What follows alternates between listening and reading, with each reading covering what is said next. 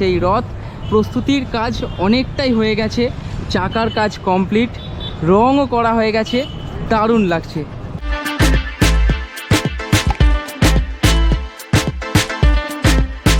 দারুণ কিন্তু একদম করিডোরটা সেজে উঠেছে, আগের বারে একদম অগোছালো ছিল গত বছর।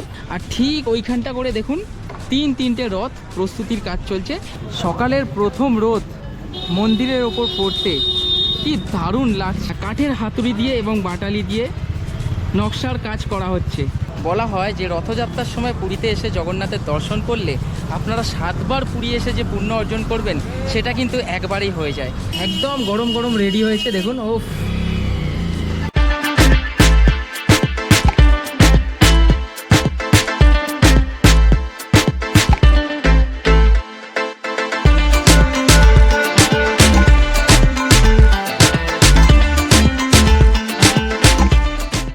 নমস্কার বন্ধুরা, জয় জগন্নাথ।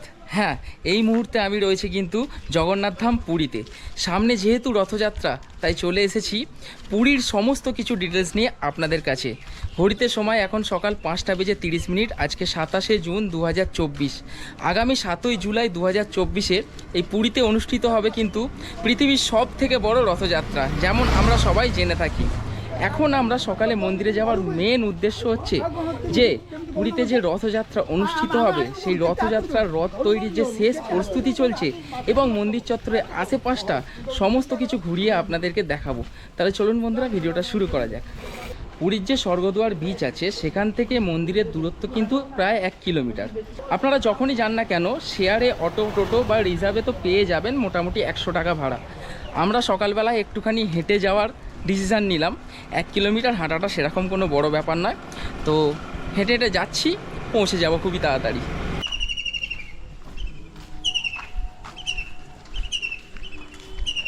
এই যে মন্দির যাওয়ার রাস্তার দুধারে কিন্তু প্রচুর হোটেল এবং গেস্ট হাউস রয়েছে। আপনারা চাইলে কিন্তু এখানে এসেও থাকতে পারেন। এখানে তুলনামূলকভাবে কিন্তু ভাড়াগুলো একটু কম হয়, কিন্তু রথের সময় নয়, রথযাত্রার সময় কিন্তু এই সব জায়গায় হোটেলের ভাড়াগুলো একটু বেশি হয়।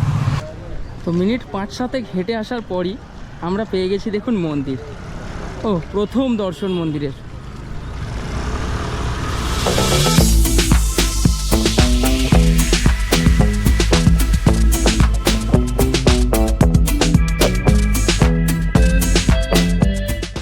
চলে এসেছি জগন্নাথ ধাম পুরীর মন্দিরের একদম সামনে।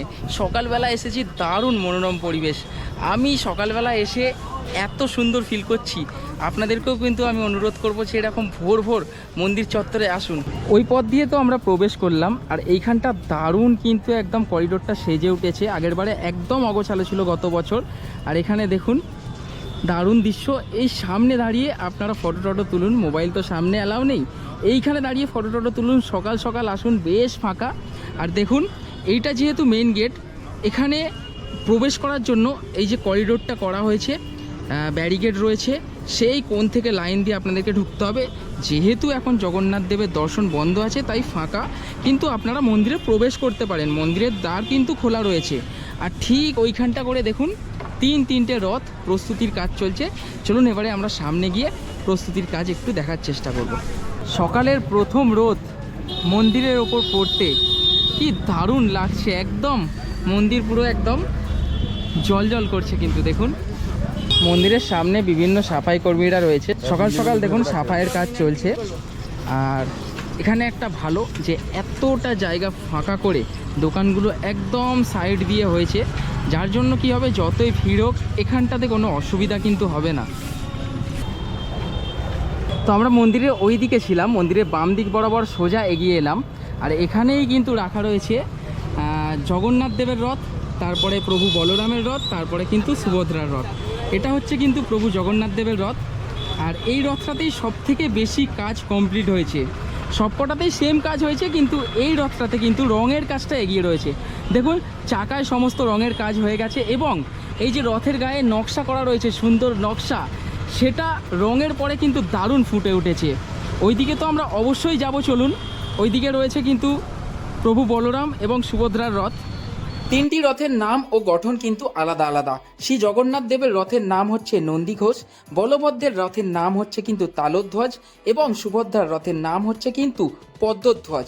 তিনটি রথের মধ্যে জগন্নাথ দেবের রথের চাকা থাকে 16টি, বলভদ্রের রথের চাকা থাকে 14টি এবং সুভদ্রার রথের চাকা থাকে কিন্তু 12টি। মানুষের শরীরে যেমন 206টি হাড় দিয়ে মানুষের শরীর নির্মিত, তেমন এই রথগুলিও কিন্তু 206টি কাঠ দিয়ে নির্মিত করা হয়।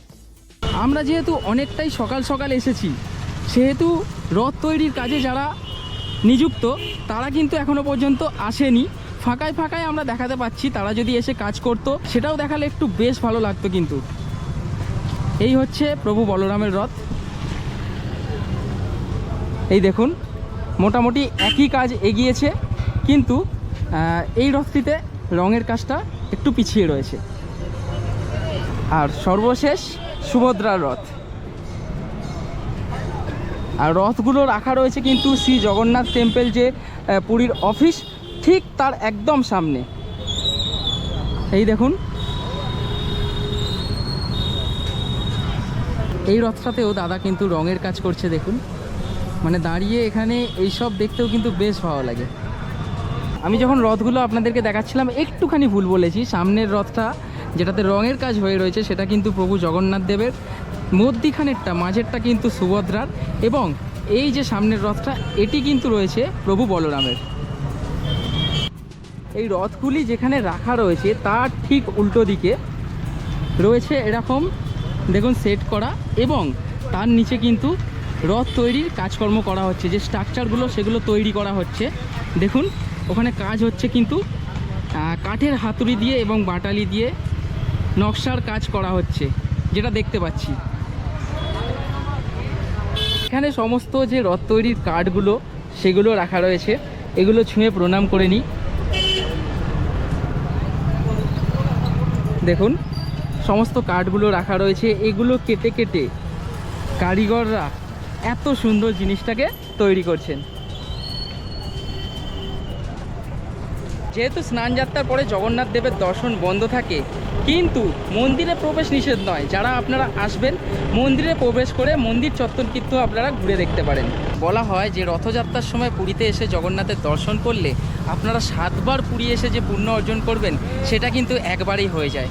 যাক, রথযাত্রায় তো আসতে পারছি না, কিন্তু রথযাত্রার ঠিক 10 দিন আগেই আমি চলে এসেছি পুরী।